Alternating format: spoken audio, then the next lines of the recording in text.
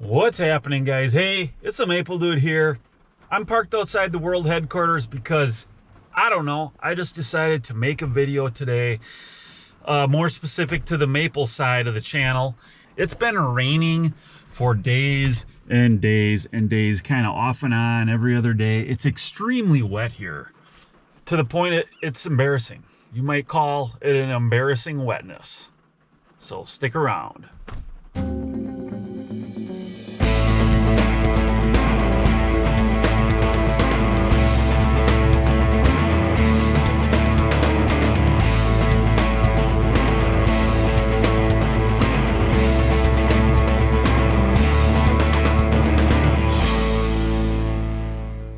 Basically, over here on the farm, we rent out the land to a larger dairy farm in the area, and they did have a little window where they got their field work done for the most part, I believe. But you can see here they got this field planted, but I mean, it is wet out here. We can't even keep up mowing the lawn. Shed sales, guys, we got some new sheds out here. If you're in the area, or even in Wisconsin, or even outside of Wisconsin, within the surrounding states, we can get these sheds delivered to you. Cabins, that's our display cabin. Waiting for the guy to be ready for that, because that's supposed to be delivered, because it is actually sold. But cabins, guys, hit me up if you need a cabin. Okay, now we're inside the world headquarters, guys. What we are doing over here is we kind of are rearranging the front of the store. Jean, she's been working on the shelving units and stuff, and she's gonna try to get a better layout for everything we got going on up here in the store. So it's gonna be more, I guess, appealing when the customer comes in looking for what they need as far as maple syrup supplies and things like that. That's what we kind of keep over here on this side. It is a really short window that you sell that stuff. So we're working on that, getting that set up for the fall when you start selling more of the tubing and supplies and people that are prepping and getting ready for the next maple season. The main thing that I gotta do today, right now, we have our bottling kind of caught up for the moment. We've got all our orders caught up at the moment. So today I was just gonna be in the shop and kind of get some things done that needed to get done. I bought a water softener. I got a water softener installed here. We have extremely hard water here. I mean, the hardest water, that water hurts when it hits you, it's so hard. And it just stained everything and made everything really hard to clean, or look clean, I should say. And we can already see that that's really helping a lot. So that was a good investment, but again, you know, always, it seems like there's always another expense, something else you need when running a small business like this. What I need to do, some of the jobs that I need to do around here that haven't been done yet, that are kind of lingering on from last maple season, is the evaporator, the flue pan back here is still soaking with acid. So I gotta get in there and I gotta clean that out. I don't know if I'm gonna do that. I'm probably not gonna do that today, but I'll take a look in there and see how that soak is working on it, because after we've gone to kind of higher concentrate, we concentrate up to 20% with the RO machine. That has always been kind of a bear to clean out at the end of the season. I know we try to clean it a few times during the season, and we typically do, but it's tough. The main thing that I gotta do is, this is the RO machine. And last season, what happened was, during the season, this big pump on here gave out, this high pressure pump. One day I came in and wanted to start up the whole system, and there was no pressure. This thing wasn't operating correctly. It wasn't concentrating. It was just kind of pumping it through with the feed pump, and you weren't getting any concentration out of that. That was a scary moment because I didn't have a replacement pump for that. And as luck went my way one day. We weren't having a sap run that day at all, really. So we were able to go and get one that we can use, like one that we can stick in there from the H2O dealer, Sipple's Sugar Bush, and he had one that we could plug in there and keep going when we picked up the next day.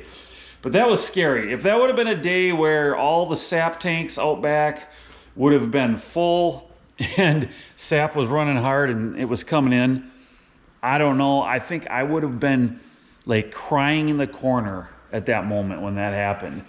But we did get a pump. I had someone run and go get it, and we installed it, and then we were able to keep going. Here's the one that was originally in there. That's the one that I have. That's a 30 gallon per minute pump. As it worked out, the replacement that I got, the loaner, was only a 20 gallon per minute. So, you know, I didn't quite have the performance that I had prior to that to finish out the season. But as it turned out, we kind of had a poorer season here anyway, and we were kind of nearing the end. So it didn't really affect me that much. But I want to get that out of there today and kind of get it on its way to getting rebuilt, so I can take both of them back and get mine rebuilt. Because if you know anything about the maple equipment industry, it seems like it takes forever to get equipment and get things done like that, because that's going to have to be shipped all the way to Canada. And I don't want to be sitting here March 1st trying to install that or not even knowing where it is. So it's time to get that out of there and get that rolling.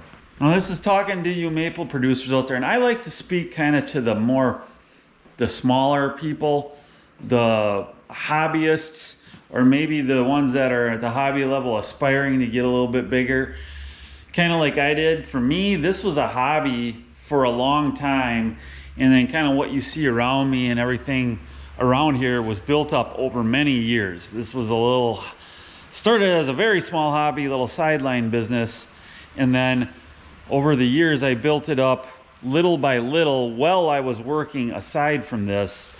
And just, you know, over 2 years ago, well, coming up on 2.5 years ago, I actually went to doing this full time. So in that regard, as doing this as my full-time gig, it's fairly new. But what are some of your challenges with the maple syrup world, or even just business in general? It just seems like for me, it's getting harder and harder and harder to make money. And I'm sure that's the case with most businesses now, especially if you're small, if you're a small business. In the maple world, I'm a small business by the world standards, by the society standards, very small. And in the maple world, what I'm seeing is it's just kind of becoming like everything else. Just the bigger getting bigger, and the margins on, say, this quart of syrup or whatever are just getting tighter and tighter and tighter. And I know guys in the maple syrup world who they are on the bigger level with their bottling operations and stuff like that, and it is just all about becoming more efficient, doing it more efficiently, because they aren't raising their prices on it. They aren't getting more for the product. It's just about becoming more and more efficient to increase your margins that way. And what that does is it just makes it extremely harder on the little guys like myself, because we're just not at that volume level. So, you know, when you're buying the bottles cheaper, you're bottling the maple syrup more efficiently, quicker, and you're buying all your supplies, everything a bit cheaper. It becomes tough, because I'm competing kind of in the same realm regionally with some of the stores that I have my product in on the shelf against them. So you literally, during this economy and during this inflation time, when the prices on everything is going up, you literally see the price of maple syrup not rising at all. And in some cases, even going down, the retails on the shelf. But the bigger guys are just making that up through efficiency. And again, it kind of reminds me of the way the dairy farming industry has gone here in Wisconsin. I mean, There used to be tons and tons and tons of dairy farms here. When I was in high school, there was over 30-some thousand. I believe at this point right now, there's about 6,000 left. And they're just getting bigger and bigger and bigger. I mean, if there's land around here to rent, the bigger farm will get it. They'll try to get it. They'll just keep adding and adding on. If there's land for sale, they'll buy it. It's just about becoming bigger and bigger and doing everything on volume, because the milk price is as low as it's been in 20 years. Kind of sounds familiar to this world, doesn't it? Another thing you might find interesting about this RO machine, guys, is this, for all you maple diehards out there, is this post right here, this membrane. These are the recirculation pumps on it, and I've got 6 of those 8-inch membranes, but right here, this one has a booster pump on it. And I just put that on there a few days ago because although I ordered it before like last spring, so spring of 2023, to have it for the 2024 season, it didn't show up until we were already like halfway through this last maple season. So I spent it was over $3,000, you know, plus installation and wiring and stuff like that to get it, to use it for the 2024 season, and it shows up mid-season. And of course I really couldn't break down and put it on there, so I got to put on after the season. So, you know, that's the breaks with some of this maple stuff. Like I kind of said, that's why I want to get that big pump out of there now and get it in, because I got to have it for the season. And kind of past history has shown that these maple companies are very, very slow in getting things back to you. This booster pump, what that does, it doesn't necessarily give you more gallons per minute throughput with the machine. It's a booster, and it ups the pressure on these last 2 membranes, kind of like where it's starting to slow down, and then it'll help you get a higher concentrate level. So I was concentrating at like 18 to 20, but with this booster pump, I might be able to go up to like 22, 23, you know, and every little bit like that is less water you have to take out of the sap to get that liquid gold. So guys, let's get this pump out of here so I can get that on its way to get repaired.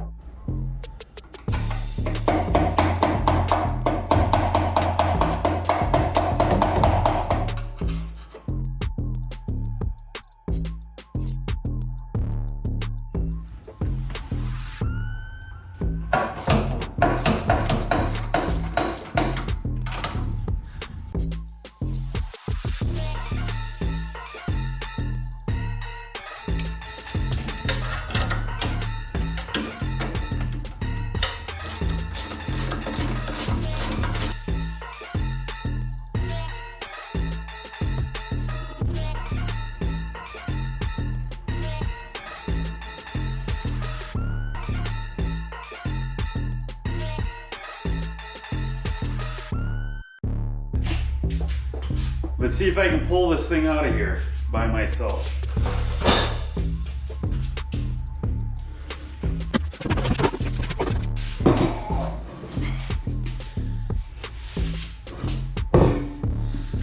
Woo! Got it out of there, guys. That is heavy. That's really, really heavy. Well, now I just got to return this loaner, get the other one rebuilt, return that at the same time, And then my guess is, if I'm a betting man, that one will return and get back here about March 1st. And I'll be putting it in at like midnight on the day of a big run, or the first run of the season. So the other thing I wanted to do is take a look inside the flue pan and just see how things are soaking and how they're shaping up in there, and see, you know, if that's getting to the point where I want to scrub it down.